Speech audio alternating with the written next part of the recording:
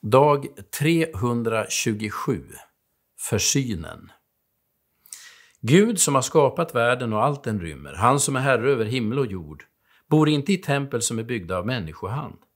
Inte heller låter han betjäna sig av människohänder som om han behövde något. Han som själv ger alla liv och anda och allt. Apostlagärningarna kapitel 17, vers 24 och vers 25.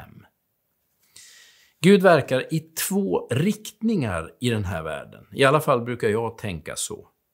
Som en tankemodell kan det vara till god hjälp. Den ena riktningen eller linjen går horisontellt, rakt igenom allt och alla. Den handlar om att Gud alltid är närvarande i sin skapelse och att han uppehåller allt och alla. Om Gud skulle dra sig undan så skulle allt kollapsa. I teologin kallar man detta Guds försyn. Det är denna riktning eller linje som Paulus syftar på när han säger att Gud är den som ger alla liv och anda och allt. Det är som ett horisontellt gudomligt kraftfält som berör allt och alla överallt.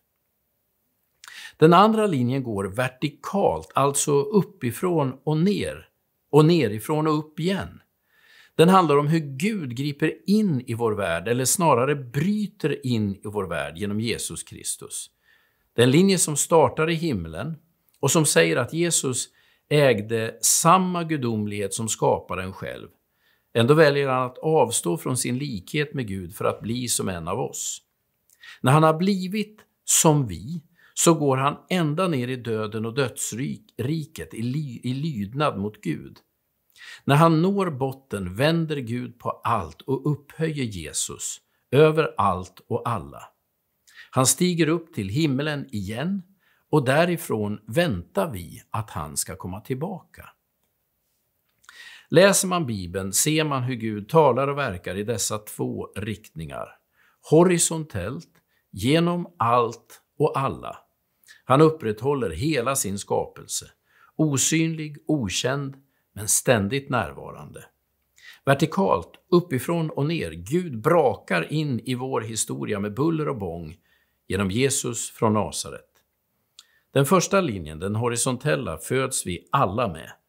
Från vårt första andetag är vi beroende av Guds uppehållande kraft, oavsett vad vi tror eller tycker. Den andra linjen, den vertikala, behöver någon berätta för oss om. Den handlar om hur Gud har stigit in i vår historia genom Jesus Kristus. Gud välsigna dig den här dagen.